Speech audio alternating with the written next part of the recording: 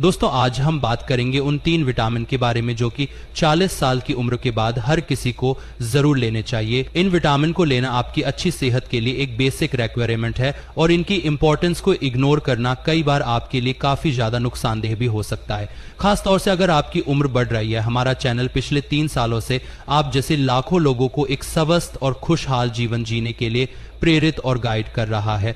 दोस्तों जैसे जैसे हमारी एज बढ़ती है हमारी बॉडी की जरूरतें बदलने लगती है। फॉर एग्जांपल बोन डेंसिटी हमारी कम होने लग जाती है, एनर्जी लेवल्स बॉडी में ड्रॉप होने लगते हैं और है ब्लड प्रेशर, डायबिटीज और थायराइड जैसी बीमारियों का रिस्क भी बढ़ने लगता है। इन सब चैलेंजेस को फेस करने के लिए कुछ स्पेसिफिक विटामिन की हमें जरूरत होती है जो कि हमें अपनी डाइट में जरूर लेने चाहिए। तो आज के इस वीडियो में मैं आपको ऐसे ही 3 की विटामिन के बारे में बताऊंगा जो कि 40 साल की उम्र के बाद आपकी अच्छी सेहत के लिए क्रिटिकल होते हैं। तो चलिए बिना किसी देरी के वीडियो को शुरू करते हैं और जानते हैं इन 3 सबसे इंपॉर्टेंट विटामिन के बारे में पूरी डिटेल के साथ। तो चलिए शुरुआत करते हैं सबसे पहले विटामिन से जो कि है विटामिन डी, जिसे हम लोग कॉमनली सनशाइन विटामिन बी कहते हैं क्योंकि इसका सबसे बड़ा और सबसे इजी सोर्स जो है वो सनलाइट है, सूरज है। दोस्तों विटामिन डी हमारी बॉडी के लिए बहुत ही ज्यादा क्रिटिकल होता है, बहुत ज्यादा जरूरी होता है। आप सभी लोग जानते हैं कि कैल्शियम हमारी बोन्स को स्ट्रांग बनाए रखने के लिए कितना ज्यादा जरूरी होता है, लेकिन क्या आप जानते हैं कि अगर हमारी बॉडी में विटामिन डी कम होगा तो इससे ये कैल्शियम हमारी बोन्स के अंदर एब्जॉर्ब ही नहीं हो पाएगा। खासतौर से 40 साल के बाद बोन्स के अंदर अब्सॉर्ब ही जो डेंसिटी नेचुरली घटने लग जाती है बॉडी में और इससे फ्रैक्चर्स और ऑस्टियोपोरोसिस का रिस्क बढ़ जाता है। आपने अक्सर ये महसूस किया होगा, ऑब्जर्व किया होगा कि अगर बुढ़ापे में ज्यादा उम्र में कोई इंसान हल्का फुल्का गिर जाए, थोड़ी बहुत चोट लग जाए तो फौरन उसके फ्रैक्चर हो जाता है। ऐसा दरअसल इसलिए होता है क्योंकि एक उम्र के बाद हड्डियां कमजोर हो जाती है, तो विटामिन डी खाने से ये रिस्क आपका काम होता है और हड्डियां मजबूत बनी रहती है। इसके अलावा विटामिन डी इम्यूनिटी को भी स्ट्रांग बनाता है। अब आप जानते हैं कि हमारा इम्यून सिस्टम जो है इसको एक्टिव रखने के लिए कई सारी चीजों की जरूरत होती है और ये इम्यून सिस्टम हमें इन्फेक्शन से, बीमारियों से बचाने का काम करता है। इससे इम्यून सिस्टम को स्ट्रांग बनाने के लिए एक सबसे इंपॉर्टेंट चीज होती है विटामिन डी। अगर हमारे विटामिन डी कम होगा बॉडी में तो उससे हमारा इम्यून फंक्शन सही से काम नहीं कर पाएगा। इसके अलावा एक और इंपॉर्टेंट चीज जो कि अक्सर लोग नहीं जानते हैं वो ये कि विटामिन डी आपकी मसल हेल्थ के लिए भी बहुत ही जरूरी होती है। अब उम्र बढ़ने के साथ साथ मसल्स फ्रीजर हेल्प उनको भी कमजोर होने लगती है, मसल मास घटने लगता है, तो ऐसे में विटामिन डी आपकी मसल्स को भी स्ट्रांग रखता है जिससे कि आपका ओवरऑल जो फिटनेस लेवल है वो इंप्रूव होता है। अब सवाल आता है दोस्तों कि ठीक है विटामिन डी तो बहुत जरूरी है, अच्छा भी है, लेकिन हम इसको आखिर ले कैसे? तो दोस्तों हमारी बॉडी को विटामिन डी ज्यादातर जो है वो सनलाइट से मिलता है, बट जिससे जैसे हमारी उम्र बढ़ती चली जाती है वैसे वैसे हमारी स्किन की विटामिन डी को प्रोड्यूस करने की कैपेसिटी भी कम होती चली जाती है। और अगर आप दिन में ज्यादातर इंडोर्स ही रहते हैं या फिर सन एक्सपोजर आपको सही से नहीं मिलता है तो ऐसे में विटामिन डी की कमी आपके अंदर बहुत ही तेजी से होने लग जाती है। तो इसलिए रोजाना कम से कम 1 घंटा अर्ली मॉर्निंग सनलाइट में या फिर कम से कम 15 मिनट मिड डे लाइट में आपको जरूर सन एक्सपोजर लेना चाहिए। मिड डे मतलब दोपहर के नंबर में, और जब भी आप सन एक्सपोजर ले तो ये कोशिश करें कि आपकी स्किन ज्यादा से ज्यादा जो है वो डायरेक्ट सनलाइट के कांटेक्ट में रहे। इससे आपको रोजाना के लिए एक अच्छी खासी क्वांटिटी में विटामिन डी मिलता रहेगा।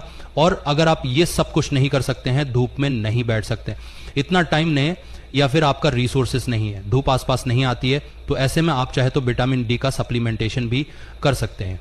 नेक्स्ट स्टेप बात करते हैं दोस्तों एक और एसेंशियल विटामिन की जो कि है विटामिन B12। विटामिन B12 आपकी ब्रेन फंक्शन और एनर्जी लेवल्स के लिए बहुत जरूरी होता है। विटामिन B12 हमारे ब्रेन को शार्प और एक्टिव बनाए रखने के लिए एक बहुत ही बढ़िया चीज है। अगर विटामिन B12 की किसी इंसान के अंदर कमी हो जाए तो memory loss, confusion and cognitive decline जैसी प्रॉब्लम्स आने लग जाती हैं और 40 साल की उम्र के बाद ये इश्यूज काफी ज्यादा कॉमन हो जाते हैं। इसके अलावा विटामिन B12 बॉडी में एनर्जी प्रोडक्शन के लिए भी इंपॉर्टेंट रोल प्ले करता है। ये खून के अंदर रेड ब्लड सेल्स बनाने के लिए मदद करता है जो कि ऑक्सीजन को आपके बॉडी के हर एक पार्ट तक ले जाती है। अगर आपको थकान ज्यादा महसूस होती है या फिर अगर आप लो एनर्जी महसूस करते हैं तो विटामिन B12 आपकी हार्ट सेल्स करते हैं, हेल्थ के लिए भी काफी ज्यादा जरूरी होता है। अब आप कहेंगे कि विटामिन B12 का भला हार्ट से क्या लेना देना है? तो देखिए हमारी बॉडी में होमोसिस्टीन नाम का एक कंपाउंड पाया जाता है जो कि अगर ज्यादा बढ़ जाए तो हार्ट डिजीज का रिस्क को बढ़ा देता है। ये विटामिन B12 जो है ये इस होमोसिस्टीन को कंट्रोल के अंदर रखता है और इसीलिए इनडायरेक्टली ये हार्ट को प्रोटेक्शन देता है। दोस्तों जैसे जैसे हमारी उम्र बढ़ती है हमारी बॉडी के लिए विटामिन बी 12 को अब्सॉर्ब करना मुश्किल होने लगता है और इसी वजह से 40 साल के बाद लोगों के अंदर विटामिन बी 12 की कमी बहुत ज्यादा देखी जाती है, अक्सर देखी जाती है। वैसे तो विटामिन बी 12 काफी सारे एनिमल बेस्ड फूड्स में आपको मिल जाता है, जैसे कि मीट में, फिश में और डेयरी प्रोडक्ट्स में। लेकिन अगर आप वेजिटेरियन या फिर वीगन हैं तो आपको विटामिन बी 12 सप्लीमेंट जरूर लेने चाहिए।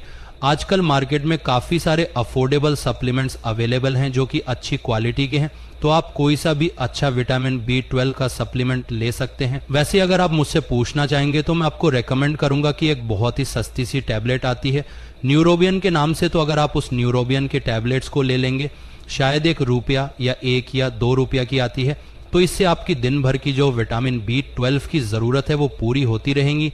और ये टैबलेट जो है बहुत ही सेफ है, वाटर सोल्युबल विटामिन होता है, तो लॉन्ग टर्म भी अगर आप लेंगे तो कोई नुकसान आपको इससे नहीं होगा। तीसरा इंपॉर्टेंट विटामिन है विटामिन सी। दोस्तों विटामिन सी हमारी बॉडी के लिए एक पावरफुल एंटीऑक्सीडेंट होता है। ये उन फ्री रेडिकल्स को न्यूट्रलाइज करता है जो कि एजिंग को एक्सेलरेट करते हैं, यानी एजिंग को बढ़ाते हैं और कोरोनिक डिजीज के रिस्क को बढ़ा देते हैं। अगर आप नहीं जानते हैं तो जान लीजिए कि फ्री रेडिकल्स बेसिकली वो हार्मफुल चीजें होती है जो कि बॉडी के अंदर नुकसान पहुंचती है, हमारी सेल्स को डैमेज करने का काम करती है। और जैसे जैसे हमारी एज बढ़ती है इन फ्री रेडिकल कई तादाद हमारे अंदर बढ़ने लगती है और ऑक्सीडेटिव स्ट्रेसेस ज्यादा हो जाते हैं, जिससे तरह तरह की बीमारियां पैदा होने लगती है। और यहीं पे विटामिन सी का रोल जो है वो सामने आता है, क्योंकि ये इन फ्री रेडिकल से फाइट करने में हमारी हेल्प करता है। इसके अलावा विटामिन सी कोलेजन प्रोडक्शन में भी बहुत जरूरी रोल प्ले करता है। कोलेजन एक प्रोटीन है जो कि हमारी स्किन को फर्म रखता है, टाइट रखता है और जॉइंट्स को स्ट्रांग बनाता है, हड्डियों को मजबूत बनाता है। एज के साथ साथ कोलेजन का जो प्रोडक्शन है वो भी नेचुरली हमारी बॉडी में कम हो जाता है और जिसकी वजह से चेहरे पे रिंकल्स आने लगती है, जॉइंट पेन वगैरह शुरू हो जाता है और हड्डियों कमजोर हो जाती है। विटामिन सी इन प्रॉब्लम्स को स्लो डाउन करने में आपकी हेल्प करता है। और सबसे जरूरी बात यह है कि विटामिन सी हमारे इम्यून सिस्टम को भी स्ट्रांग बनाता है। जैसे जैसे हमारी एज बढ़ती है इम्यून सिस्टम वीक होने लग जाता है, इन्फेक्शंस और डिजीज से फाइट करना हमारे लिए मुश्किल हो जाता है और ऐसे मेंबर्स ऑफ द फैमिलीज हमारे लिए मुश्किल हो जाता है और ऐसे मेंबर्स ऑफ द फैमिली हम सपोर्ट मिलती है और हम तरह की बीमारियों से, मौसमी या इस तरह की बचे रहते हैं। विटामिन सी आपको सिट्रस फ्रूट्स में जैसे कि औरंगेस, लेमन बेरीज, शिमला मिर्च और फिर ब्रोकली वगैरह के अंदर अच्छा खासा मिल जाता है। तो इन चीजों को आप अपनी डाइट में शामिल करें और विटामिन सी की कमी को दूर करें।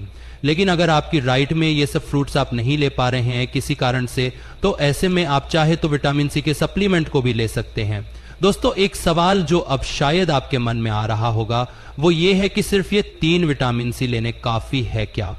जी नहीं दोस्तों, ये 3 विटामिन आपकी जो मिनिमम बेसिक रिक्वायरमेंट है डेली की उसके लिए जरूरी है ताकि आपकी हेल्थ को एक मिनिमम लेवल पर आप मेंटेन कर सकें। स्पेशली अगर 40 साल के बाद आप ये 3 विटामिन लेते हैं तो इससे आपकी बेसिक रिक्वायरमेंट रोजाना की पूरी हो जाती है। इससे क्या होता है कि आप एक सॉलिड फाउंडेशन बना लेते हैं अपनी हेल्थ की। But let me remind you कि ये सिर्फ शुरुआत है, आपकी बॉडी को और भी कई सारे न्यूट्रिएंट्स की जरूरत होती है। ऐसा नहीं सिर्फ ये 3 ही चाहिए, बाकी कुछ नहीं चाहिए। इसके अलावा आपकी बॉडी को विटामिन के मैग्नीशियम, ओमेगा 3, फैटी एसिड्स और कैल्शियम जैसे न्यूट्रिएंट्स की भी जरूरत होती है।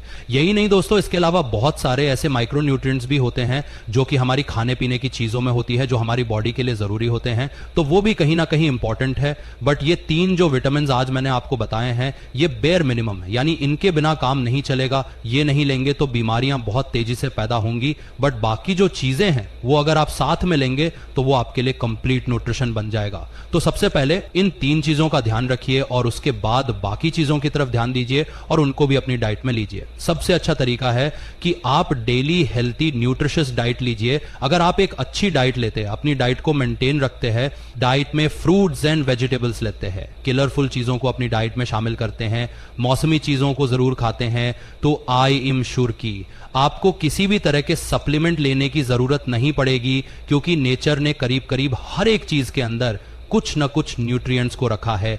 और अगर आप सब चीजें थोड़ी थोड़ी क्वांटिटी में लेते रहते हैं, बैलेंस्ड डाइट को मेंटेन करते हैं, तो आपको किसी भी तरह की विटामिन की कमी कभी भी नहीं होगी और ना ही आपको कोई सप्लीमेंट लेना पड़ेगा। वैसे बढ़ती उम्र में खाने पीने के लिए आपको कौन सी चीजें इस्तेमाल करनी चाहिए जो कि उम्र के असर को कम कर सकें और एजिंग प्रोसेसर को स्लो कर सकें। अगर इस बारे में जानना चाहते हैं तो अब आप यहां क्लिक करके इस वीडियो को देख सकते हैं। ये वीडियो पसंद आई हो तो इसको लाइक करके जाइएगा, चैनल पर नए हैं तो सब्सक्राइब कर लीजिए, और अगर मन में कोई शंका है, कोई सवाल है तो कमेंट करके पूछ लीजिए। हंसते रहिए, मुस्कुराते रहिए, रोज कुछ ना कुछ नया सीखते रहिए ताकि आप रह सके हेल्थी हमेशा।